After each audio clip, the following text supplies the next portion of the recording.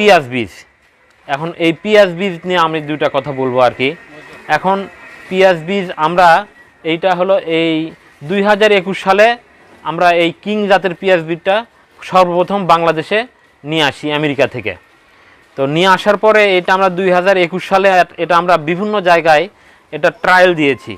আপনার এই রাজবাড়ির বেশ কয়েকটা থানায়, ফরিদপুরের বেশ কয়েকটা থানায়, গোপালগঞ্জের বেশ কয়েকটা থানায় আমরা এগুলো ট্রায়াল দিয়েছি।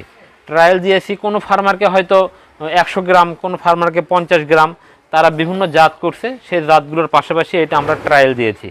ট্রায়াল দেওয়ার পর আমরা বিভিন্ন জায়গায় দেখেছি এটার রেজাল্ট আমরা ভালো পেয়েছি।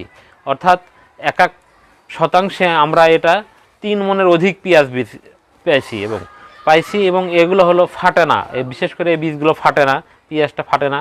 আপনি ঘরের চালায় রাখবেন, এটা বহুদিন সংরক্ষণ করা যায়। 2021 সালে আমরা এটা ট্রায়াল দেওয়ার পরে 2022 সালে এটা আমরা প্রায় 9 থেকে 10 টন বীজ আমরা বাংলাদেশে এটা বিক্রি করেছি, মার্কেটিং করেছি। এই 10 টন বীজের মধ্যে আমাদের রাজবাড়ী এবং ফরিদপুর অঞ্চলে এখানে আমাদের 7 টন বীজ চলে গেছে, আর বাকি 2-3 টন বীজ বাংলাদেশের বিভিন্ন জায়গায় আমরা এদের মার্কেট হয়েছে। তো যেহেতু ফরিদপুর, বিশেষ করে রাজবাড়ী এবং পাবনা অঞ্চলটা পেঁয়াজের জন্য একটা অধিষ্ঠিত এলাকা, এই জায়গাগুলোতে পেঁয়াজের সর্বোচ্চ ফসল হয় এবং এই পেঁয়াজের ফরিদপুর এবং রাজবাড়ির যে পেঁয়াজ হয়, এই পেঁয়াজের একটা ঘাটতি বাংলাদেশের জনগণ এখান থেকে পূরণ করে। অর্থাৎ সারা বাংলাদেশে যে পরিমাণ বীজ লাগে, তাতে দেখা যায় যে ফরিদপুর এবং রাজবাড়ী থেকে যে বীজ উৎপন্ন হয়, পেঁয়াজ ফসল সংগ্রহ হয়, সেটাতে বাংলাদেশের 20 থেকে 25%, অর্থাৎ 20 থেকে 25% এটার ঘাটতি পূরণ হয়। আমি কি বুঝাইতে পারছি আপনাদেরকে? বুঝতে পারছেন হয়তো। সারা বাংলাদেশে ধরেন 100 মন যদি পেঁয়াজ লাগে, আমার রাজবাড়ী এবং ফরিদপুর থেকে 25 মন পেঁয়াজ বীজ আমরা সারা বাংলাদেশে আমাদের থেকে হ্যান্ড ওভার করে দিই। তো আপনারা এখানে এত পরিমাণ বীজ করেন আর কি। আর বাকি 75% মধ্যে 25% বাংলাদেশ, উত্তরবঙ্গ বা পাবনা বিভিন্ন জায়গা থেকে আসে। আর 50% বীজ ফসল আমরা ইন্ডিয়া থেকে হোক বা বিভিন্ন দেশ থেকে আমরা এলসি করে আমাদের দেশের চাহিদা উৎপন্ন করি। কিন্তু আমাদের দেশে পেঁয়াজের কিন্তু ব্যাপক চাহিদা, ঘাটতি এখনও আছে, আমরা যে এটা পূরণ করতে পারি না। বাধ্য হয়ে সরকার বাহিরের দেশ থেকে বা বিভিন্নভাবে ইম্পোর্ট করে বাংলাদেশে এটা আমরা চাহিদা পূরণ করছি আর কি। তো সেই ক্ষেত্রে এখন দেখা যাচ্ছে, আগে আপনারা পেঁয়াজ বীজ করতেন হলো বিভিন্ন প্রকার তাহেরপুরি বীজ, নাকি দেশি বীজগুলো আপনারা করতেন। দেশি বীজের আপনারা করতেন, এই ছিটিয়ে দিতেন, চারা করতেন, ফসল করতেন।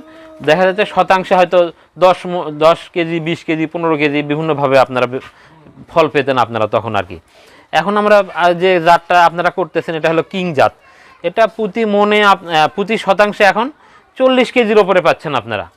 তা এটাতে অনেকটা ঘাটতি পূরণ হয়ে যাচ্ছে সরকারের, প্লাস আপনাদের একটা ভালো আকাঙ্ক্ষা হচ্ছে, আপনারা ভালো বীজ পাচ্ছেন, বিভিন্নভাবে তা মার্কেট করতেছেন, উৎপন্ন করতেছেন, আপনাদের ফ্যামিলির চাহিদা মেটাতে পারতেছেন, আপনারা 2টা পয়সা পাইতেছেন।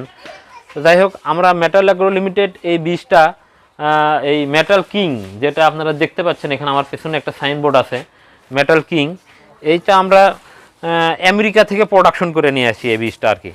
আমরা আমেরিকা থেকে প্রোডাকশন করে নিয়ে আসার পর এটা আমরা বাংলাদেশে আমাদের নিজস্ব মোড়কে, আমাদের নিজস্ব লগোতে, মেটাল অ্যাগ্রো লগোতে আমাদের যে ক্যান আছে, সেই ক্যানে উঠে আমরা এটা মার্কেটজাত করে থাকি। এবং আমাদের ক্যানের পিছনে আমেরিকার ছবি দেওয়া আছে। আমাদের যে ক্যানটা আছে, পেঁয়াজের যে 150 গ্রামের যে ক্যানটা আছে বা কৌটা বা টিন যেটাই বলে, যেটা আছে, এটার এক পাশে আমেরিকার একটা পতাকা দেওয়া আছে।